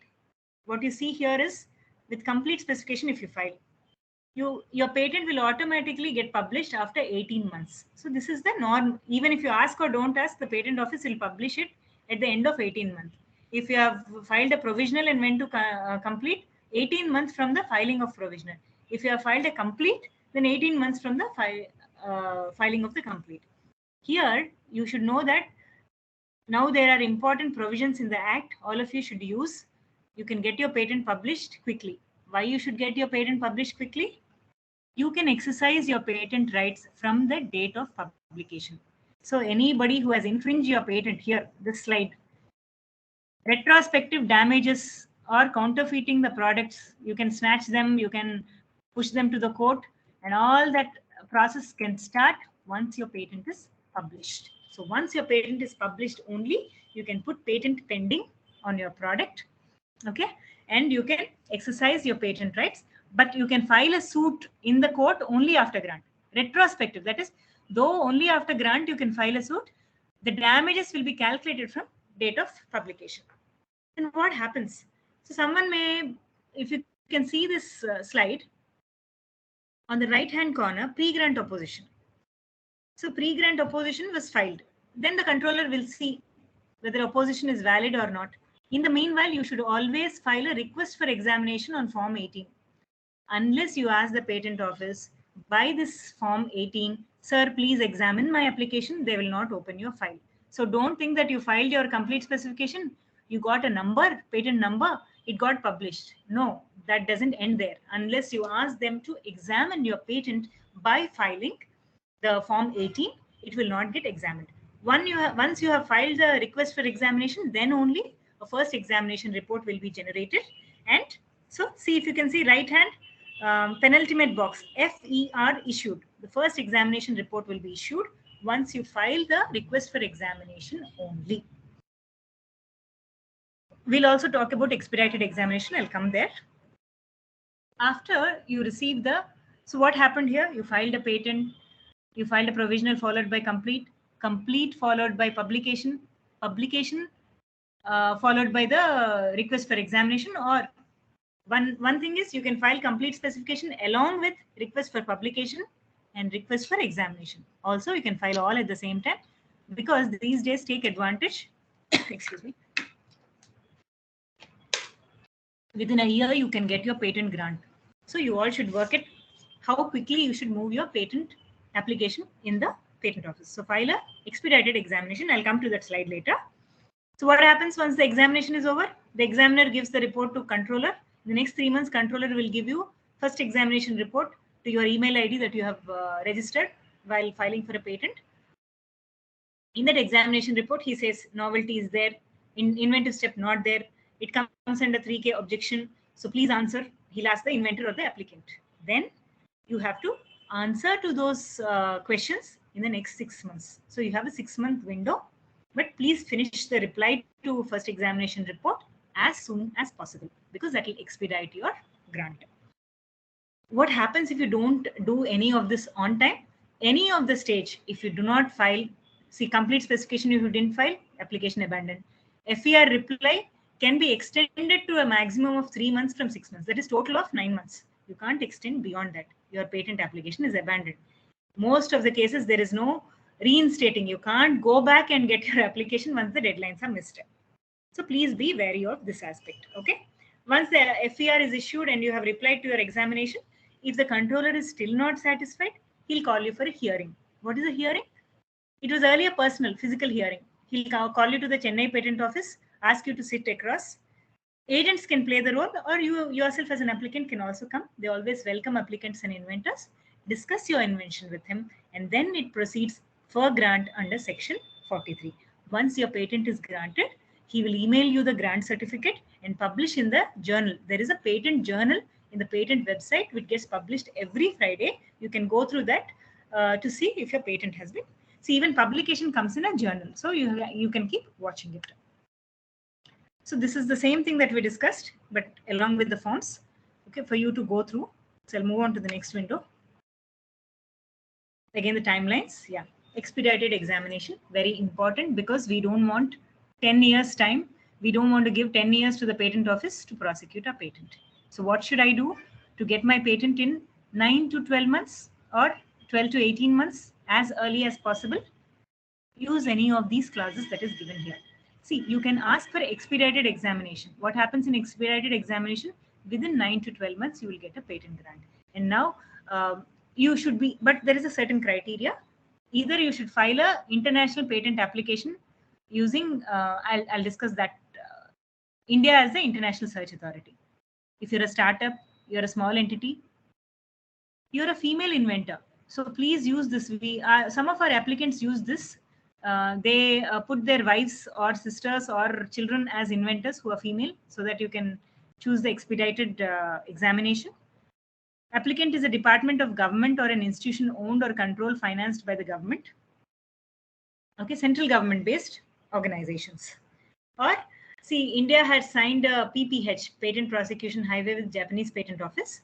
So under such agreements with any foreign patent office, you will be able to ask for expedited examination. So we discussed earlier, once the patent office, you request for examination, he will give you, the examiner gives you an examination report. please reply within 6 months. Then it goes to order of grant. If no pre-grant opposition is filed, if a pre-grant opposition is filed, then there's a different path. You have to be able to address that. Only then it will get granted. So reply to FER can be extended by a maximum of 3 months. So this is how your examination report looks like. I wanted you all to have a look as to how a particular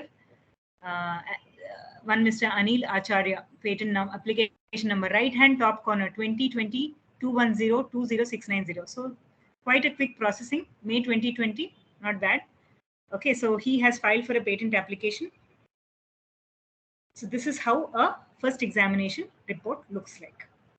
So these are the grounds. On the left hand corner, if you can see, left hand, inventive step. So they cited 4 documents, a Chinese, Japanese, and 2 Chinese. These are the prior art that the patent office cited, saying that, look, your invention has been anticipated by these 4. Please give me an explanation as to how your invention is different from these 4 cited documents. Then he also objected in clarity and conciseness. There are many grounds on which he can object. This is the last page. Top, you can see formal objections. Drawings are not proper. Specification is not well written. If you can just have a look. So this is the way in which an examination report. And each of these objections will be addressed by either the attorneys or the applicants, however applicable. You can see the name of the controller towards the end in the controller's office. That means the jurisdiction is Chennai. So controller location is Chennai. He has also given you the last date for responding to the patent examination report, 16th September 2021. So your deadline ends there, extensible by 3 months. Yeah, as I discussed earlier, you can also, if he's not satisfied with your FER reply, he will give you a hearing notice. Okay, this is how so that FER will be followed. FER, you will reply, he'll read the reply, and then he'll call you back for a hearing. So hearing, this is how a hearing notice. So you'll have few objections that are pending. He will call you and say, I've circled it, video conferencing. After pandemic, it's video conferencing. Otherwise, it was physical. So hearing notice you will get a hearing notice within 1 month. Usually the hearing will be, he will have a one-on-one discussion with the applicant and the patent agent. Within 15 days, you should submit the reply. That reply which you filed for the first examination report, where you took 6 months, here it is only 15 days. Then will be the decision to grant. Yeah, I think we have covered mostly the Indian patent filing process. Okay. Any specific questions, we'll come back to it in the discussion part. See, for all the inventors, researchers, faculty who wants to look at international application with India as a base, I thought it is very, very important for you to just have an overview of what are the options. Okay, so I think example is always important. It's easier to understand. So there are 2 options. Okay. Like I earlier said, I have what should I do if my invention it's very, very good invention. I think it will do very well in 3 countries, Europe, China, and US. My market is very good there. So what is your opinion on that? I'll say, yes, file a provisional, work on your invention, or your invention is ready, file a complete specification. Within 12 months, 12 months is only the deadline. You can even file the next day itself. File a individual patent application in USA, individual patent application in Europe, individual patent application in China. Okay, that is called as direct filing in individual countries with your first filing date in India. Okay. So that is what is covered in this slide. So why I use the word Paris Convention? See what happens, all these are statutory laws. We all have signed some treaties which govern how and when you do. See, these are trade related acts and treaties. So we have signed something called as a Paris Convention, in which there are more than 100 countries which have signed. So each of the countries, US is signatory, India is signatory. So I'll say, come on, we all are friends under the Paris Convention. So I am filing a convention application. So it is only to ease trade. This is also a form of a trade. Okay, reciprocal treatment. I treat you the way you treat me. So if you are giving me these rights, I very much will give you similar rights in my country. The other thing that we earlier discussed is the Pct route. Okay, you have 15 countries now, and you're not sure which 15 countries, or you haven't decided. So what is the best economical way? File an international application with the WIPO, World Intellectual Property Organization. It's called as a PCT, International Route. Okay. So there is a single application. You have to file it with WIPO. Again, this also should be filed. That 12-month remains constant for everything. If you filed PS, 12 months end from the date of PS. If you have filed CS, 12 months ends from the date of complete specification. This is valid in 156 countries. Okay. Single international application, several countries. So all the 156 countries. Please look at the slide. What you can see on the top is the convention application, Paris Convention. File a local application, 12 months, file applications abroad. What does PCT do? Why should I file a PCT option? Look below, file a local application, then file a PCT application at the end of 12th month. Okay. This is only an application. It doesn't grant you an international patent. But look at the timeline. Did it not get extended to 30 months? Can you look at the line there? Paris Convention, it's 12 months. But if you see PCT route, it is giving you a time frame of 30 months to enter individual countries. So it is the best way to decide on countries and buy time. So PCT was a mechanism created so that you can decide on multiple countries, which country to enter. You can decide at the end before the 30-month expires. India, it is 31 months, 30 or 31 months. So most of the countries, it's 31 months. Few countries are 30 months. Okay. So for you to facilitate, again, the process is the same. You file a PCT application. Look at 16th month. This patent gets published with a search report. That is our first examination report type. PCT will give you one examination report.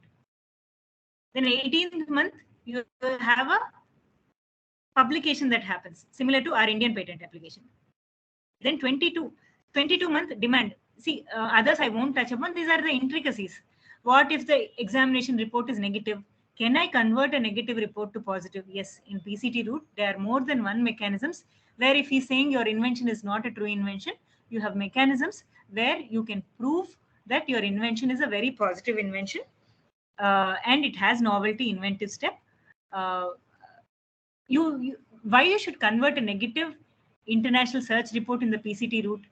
See, look at 30th month. Here, when you look at 30th month, only 30th month, it will enter the 10 or 156 countries that you have chosen. Before that, if you convert the application to a positive application, that application will be shared by the PCT with all the countries. So you are entering each country in a very positive note. And most of the countries have very high regards for your international patent application and WIPO. Once it is a positive, with any of if you are able to get a positive review with the PCT, then your patent will get easily granted in the individual countries that you have chosen before the 30th month. Yeah.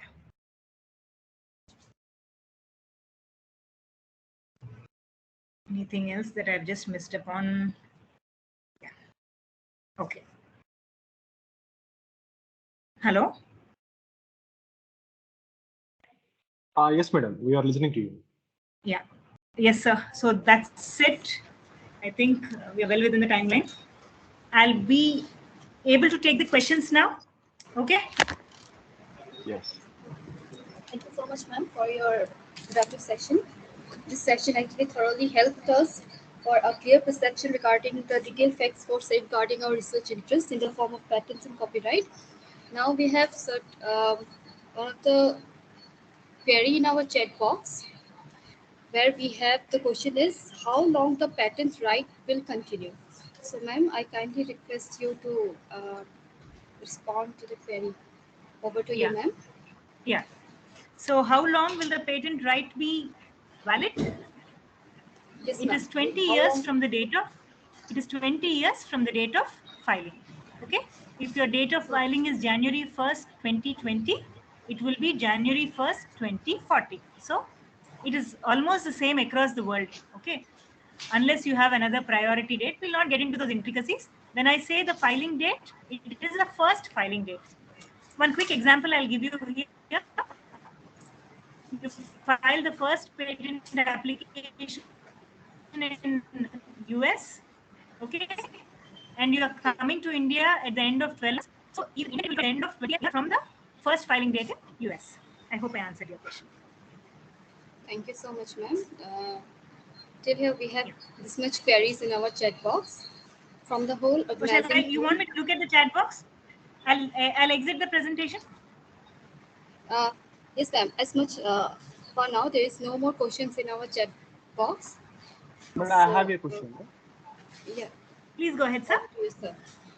Madam, I have a question like, for example, if a inventor has filed a patent individually, and he's a part of an organization, and if he wants to, after filing the complete specification, if he wants to add the organization as the applicant, is there any process? See, if you are the original applicant, okay, and after grant you want to, this is called as an assignment deed. Okay, you can assign your rights. There is a particular section 61. There is a process. There is a due process in the Patent Act. Okay, you can, for example, you're working now for an organization and you want to assign. It's like any other properties, sir. It is transfer of rights. There'll be an assignment deed that you have to sign with your organization. You will be saying that I am the assignee and he is the assigner. Okay, and you will assign your rights in a stamped paper. Okay, there's a legality that is involved. You can transfer these rights. Then you will submit these documents with a pertinent form. There is a form for that to the patent office. Then the patent office will register the rights because the name has to change. Applicant name has to change from yours to organization. This is a due process for this, which you can very well avail and change your, assign your rights to the organization. Madam, I have this also. For example, I have filed the patent as a individual patent. Can I use the form 28 to add the organization as a part of it? Form 28? Yeah, the small entity. Can I add the organization as a small entity as an applicant? Yeah, very much. That doesn't really matter. Oh, that can also be possible. Oh, see, yeah. You can convert one entity, you can convert individual to small entity, startup, you can convert startup to small entity. Only thing is, whatever the fees will vary, there is requisite set of documents. There's an assignment deed, then registration of the startup certificate, they may ask you. DIP certificate, DIPP. Okay? Okay. If a startup is registered, that registration certificate they will ask. Yeah, very well you can assign it to a startup. Not a problem at all. And in the due process, we can add the inventors and the applicants also before the grant, right? Sir, inventors mostly after complete specification, you cannot add. Please be very applicant. Okay, applicant. Applicant can be changed. Assignment deed. Okay. You can't add new inventors. Okay. Today your applicant must be a university, but there is a mutual agreement that should happen. You can't change the applicants one to another without their. Yes. Also should give you an objection certificate. Okay. They should, because the original applicant has to assign the rights. But with consent. Without consent, you can't do it. Okay, ma'am. Thank you. Thank you so much, ma'am. On the behalf of the whole organizing team, I wholeheartedly thank you for providing such a valuable description regarding the patent rights and for sparing a time in enlightening us. Thank you so much, ma'am. Thank you so much for giving us the opportunity. We'll meet in the session number 2. And any questions? I'll be sharing the presentation with you all. Dr. Mahesh also has our email ID. So people who couldn't immediately ask us, reach us out for questions, you can also reach us out on the email ID provided. Okay, we'll be able to help you. Okay, thank you so much, ma'am. Thank you so much. Thank you so much. I also want to thank all the participation members who have spared the time and attended the first session. And for you, this session was a great success. I again will meet you again at 2 p.m. Yes, ma'am. From where we'll have the second session. Yes, ma'am. Thank you so much, ma'am. Thank you so much. Have a good day. Thank you so much. Thank you.